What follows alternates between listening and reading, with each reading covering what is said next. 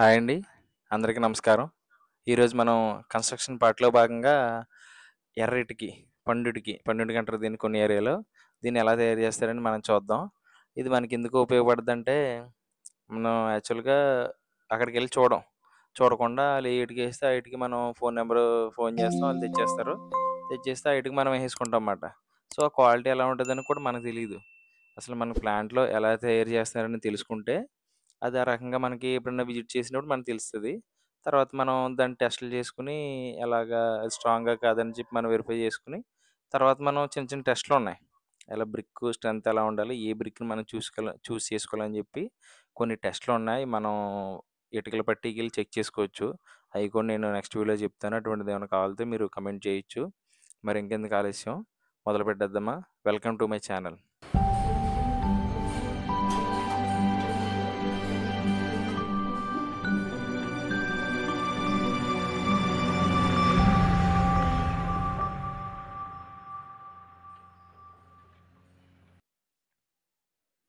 ఇందులో మొదటగా చూస్తే ప్రిపరేషన్ ఆఫ్ రా మెటీరియల్స్. దానికన్నా ముందు mining and extraction of clay మాట. ముందు ఈ క్లే అనేది తెచ్చుకోవాలి. తెచ్చిన తర్వాత ప్రిపరేషన్ ఆఫ్ రా మెటీరియల్స్. మనం రా మెటీరియల్స్ ఎలా ప్రిపేర్ చేసుకుంటామంటే, ఫస్ట్ క్లే, తర్వాత సాండ్, తర్వాత వాటర్, వైట్ రైస్ హస్క్ అంటే మనకి ఊక అంటారు చూసారా అది. ఈ 4 మెటీరియల్‌ని కలిపి మనం తయారు చేస్తాం మాట. తయారు చేస్తే అప్పుడు బ్రిక్ స్ట్రాంగ్‌గా ఉంటది. నెక్స్ట్ వచ్చేసరికి బ్లెండింగ్ అండ్ మిక్సింగ్. అంటే ఈ 4 మెటీరియల్‌ని వాటర్ తోటి కన్సిస్టెంట్ పేస్ట్ వచ్చేలాగా మనం మిక్స్ చేయాలన్నమాట. బాగా బ్లెండ్ చేసి మిక్సింగ్ చేయాలి. దీనికి చిన్న చిన్న ట్రాక్టర్‌లు వాడుతున్నారు. చుట్టూరు అప్పుడు ఎడ్ల బండ్లు వాడేవారు గతంలో. ఇప్పుడు ట్రాక్టర్లు వాడుతున్నారన్నమాట. అలా ట్రాక్టర్‌లతోటి దీన్ని నీట్‌గా బ్లెండ్ చేసి మిక్స్ చేస్తున్నారు. ఒక కన్సిస్టెన్సీ పేస్ట్ రావాలన్నమాట. అంటే చిక్కగా ఉండకూడదు, బాగా లూజ్‌గా అలాగని టైట్‌గా ఉండకూడదు.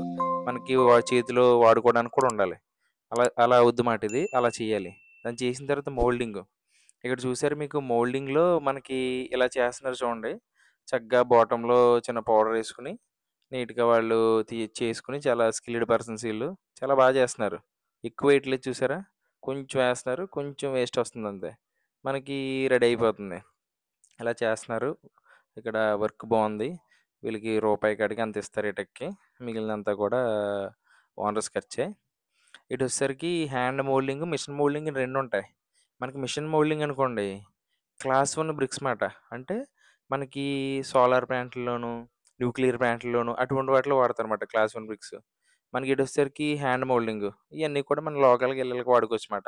ఇబ్బందేమి లేదు. క్లాస్ 2, క్లాస్ 3, క్లాస్ 4 హ్యాండ్ మోల్డింగ్‌లోకెళ్తాయి. సో, యూజ్ చేసుకోవచ్చు ఇబ్బంది లేదు. నెక్స్ట్ ఇదేంటంటే డ్రైయింగ్. డ్రైయింగ్ ఎందుకంటే ఆరబెట్టడం. ఇక్కడ మనకి ఇటుకలన్నీ కూడా చేసేసిన తర్వాత ఒక 2, 3 రోజులు ఆరబెడతారు. ఎందుకు ఆరబెడతారంటే, ఈడు డైరెక్ట్ ఫైరింగ్ చేసేసారనుకోండి, అంటే కాల్చేసారనుకోండి డైరెక్టు, క్రాక్స్ వచ్చేత్తాయి. క్రాక్స్ వచ్చిన తర్వాత లోపల వాటర్ అన్నీ ఉంటది కాబట్టి, వాటర్‌ని ఒకేసారి ఇటుకలని హీట్ చేసేస్తే, డైరెక్ట్ మనకి వాటరు సడెన్‌గా ఎవాపరేట్ అయిపోయి, ఆ ప్లేస్ అంతా ఎయిర్ క్రాక్ ఇచ్చేద్దన్నమాట.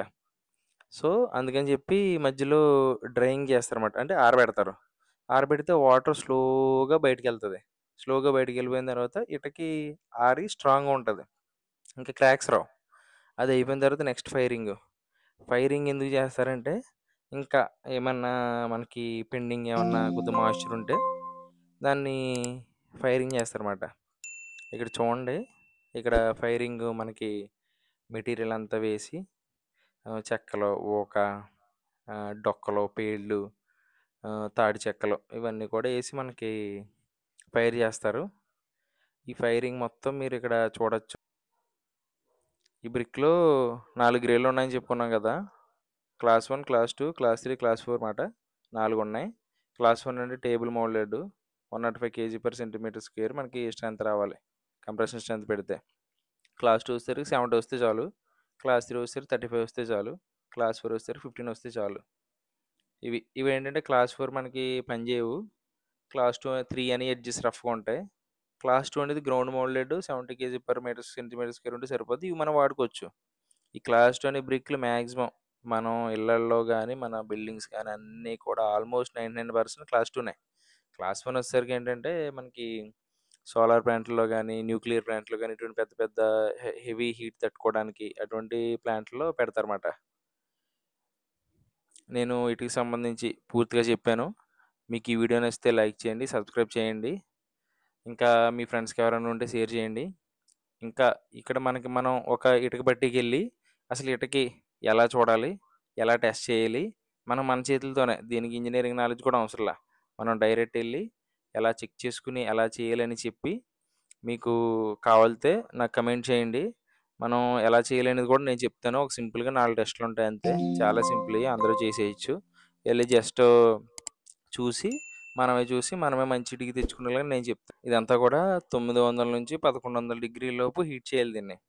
అక్కడ హీట్ చేత్తేనే మనకి ఒక స్టోను స్ట్రక్చర్ అంత స్ట్రెంత్ మనకి బయటకొస్తదన్నమాట. ఈ మట్టిలోంచి.